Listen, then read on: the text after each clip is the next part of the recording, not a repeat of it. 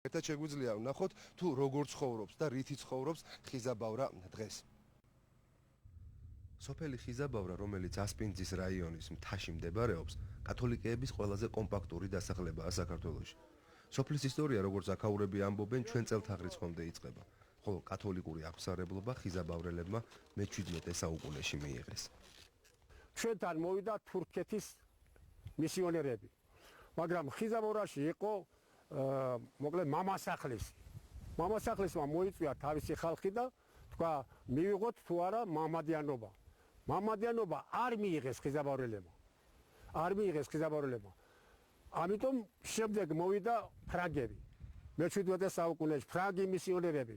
ფრანგ მისიონერებმა თავიანთი წმენა აჩვენეს ამ ჩვენს მამასახლის და მერე ხალხმა თქვა იგივე ქართველები ვარ და მიიღეს კათოლიკობა. ჩვენი წინაპარი მართლმადიდებელი იყო და ახლა მე-17 საუკუნის შემდეგ რომ უკვე ჩვენ თურქეთის შემოტევებსა და იმას გადავრჩენილიყავით, ამისათვის მივიღეთ ჩვენ კათოლიკობა. ხიზაბავრა საკმაოდ დიდი სოფელია. აქ 300-ზე მეტი კომლი ცხოვრობს. კათოლიკური ეკლესიის მრევლი 900-ზე მეტი ადამიანია. 90-იანი წლების ბოლოს პოლონელი პადრეს პავლე სტეპანეკის ძალისხმევით ხიზაბავრელები 70 წლიანი პაუზის შემდეგ კვლავ დაუბრუნდნენ ეკლესიურ ცხოვრებას. სწორედ მისი დამსახურებაა, რომ ხიზაბავრაში მდებარე საქართველოში ყველაზე დიდ კათოლიკურ ეკლესიაში ყოველ კვირას მესა ტარდება.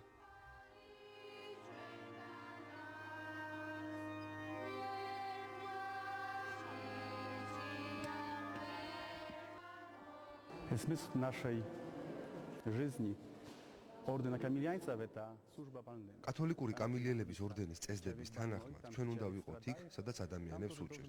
თითოეულ ადამიანში ჩვენ იესოს ვხედავთ. ამიტომაც ვალდებულნი ვართ დახმარების ხელი გავუწოდოთ ყველას განურჩევლად რელიგიური აღმსარებლობისა. რომის კათოლიკური ეკლესია ხიზაბავრაში მცხოვრებ თავის 900 კაციან მრევლს საკმაოდ დიდ დახმარებას უწევს. ეს დახმარება ძირითადად სხვადასხვა ჰუმანიტარული აქციით გამოიხატება. მაგალითად, კათოლიკური კამილიელების ორდენი დღეს ხიზაბავრაში აშენებს თანამედროვე სტანდარტებით გათვალისწინებულ საბავშვო ბაღს, რომელიც რაღაც ერთ თვეში ამოქმედება.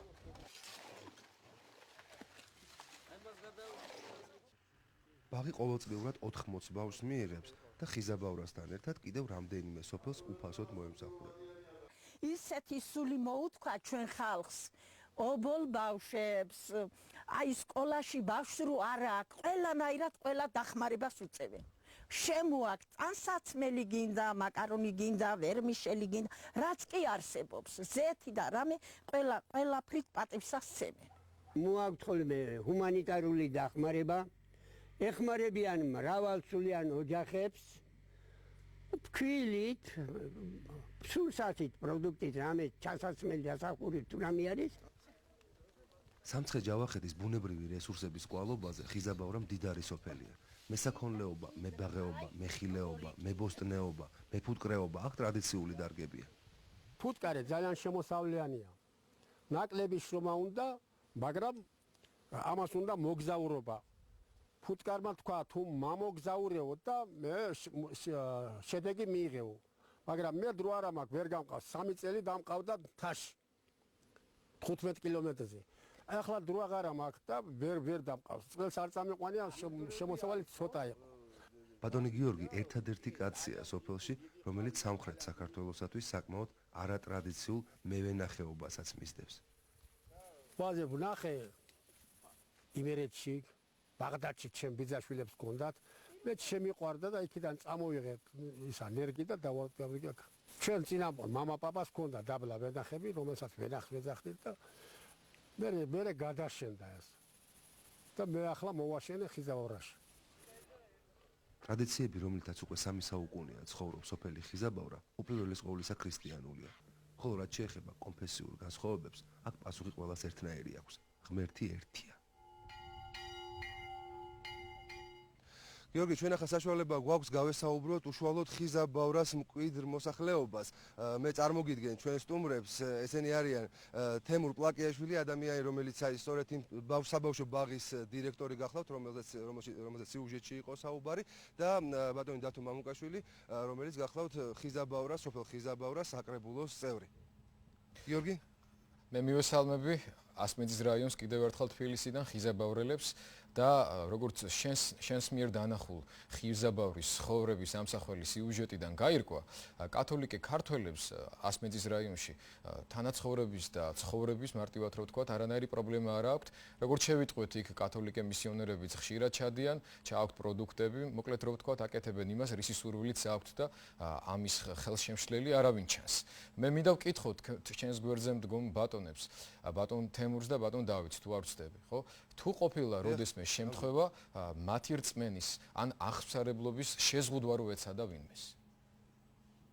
მე გადავცემ კითხვას ბატონო თემურ გიორგი საინტერესებს ყოფილა თუ არა შემთხვევა ხიზაბავრაში აი თქვენ თუ გახსოვთ ან თუ ახსოვთ თქვა თუ ხუცესებს ისეთი შემთხვევა რომ ვინმე შეევიწროებინოს ან თქვენი რწმენა ეს დამოკიდებულება იგივე თქვა გვერდზე არსებული სოფლების მხრიდან ან თუნდაც ვინმე ჩამოსულის მხრიდან ყოფილა თუ არა თქვენი რწმენის შევიწროება არა ესეთი რამ არ გვახსოვს არც ჩვენ წინაპრებისგან გაგუგია იმიტომ რომ მეზობელი სოფელი მართლმადიდებლები არიან და პირიქით ურთიერთშეხმატკივრებით მუშაობთ რა ვიცი თუ რაღაც საკითხი არა ურთიერთ ერთმანეთის მხარდაჭერით ერთმანეთის მაგალითად სასმელი წყლის საერთო გვაქვს და ეს პრობლემები თითქმის ერთად წყვიტავთ და მით უმეტეს რომ ხიზაბავრის საკრებულოში გაერთიანებულა ორი მართლმადიდებელი სოფელი რომელსაც პირიქით აი ეს თქვენი ჩამოსვლამ გავიგეთ ეს მით უმეტეს თქვენ კარგად გადაეცვა არ არის შუქი არა გვაქვს ეს ცოტა პრობლემებია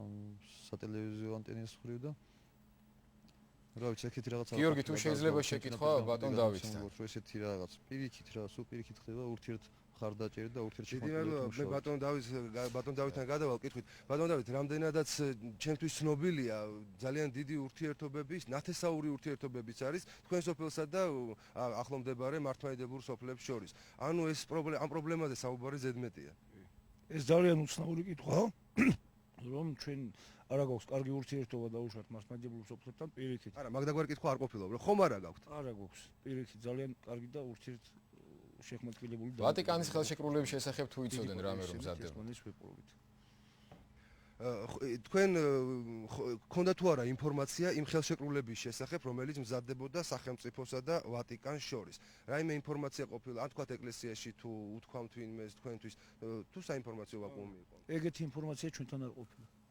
ანუ შეიძლება თამამად ითქვას გიორგი რომ როგორც მე აღვნიშნე ჩვენგან გაიგო ჩვენი გადამგები ჯგუფისაგან გაიგო თბილისში მიმდინარე მოვლენების შესახებ ხიზაბავრას მოსახლეობა ძალიან დიდი მადლობა გიორგი მადლობა გადაუხადე ბატონებს ხიზაბავრას მკვიდრთ და ჩემი ერთი თხოვნა თუ შეიძლება რომ შევასრულოთ მე რამდენადაც მაქვს ინფორმაცია ეს ძალიან საინტერესო ისტორიული სოფელია და ამ სოფლის ქვევით არის მთელი რიგი კომუნიკაციებისა მიწისქვეშა კომუნიკაციებისა რომელთაც მთელი სოფელი ერთმანეთს წყალს უკავშირდებოდა ომიანობის და ჟამიანობის დროს. ასე რომ ჩვენ კიდე გვექნება დრო რომ ხიზაბავრაზე ჩვენს ტელემაყურებლებს სხვა ფოკუსითაც უამბობთ. ჩვენ კი ბრუნდებით ჩვენ სტუდიაში შეგახსენებთ რომ ჩვენ გქონდა პირდაპირ ჩართვა ასპინძის რაიონიდან საიდანაც გვესაუბრებოდა ჩვენი კორესპონდენტი გიორგი ახვლედიანი რომელიც კათოლიკე ქართველებით დასახლებულ სოფელში 2 დღის განმავლობაში ცხოვრობდა და გვიამბო თუ როგორ ცხოვრობენ დღეს 21 საუკუნის დასაწყისში კათოლიკე ქართველები.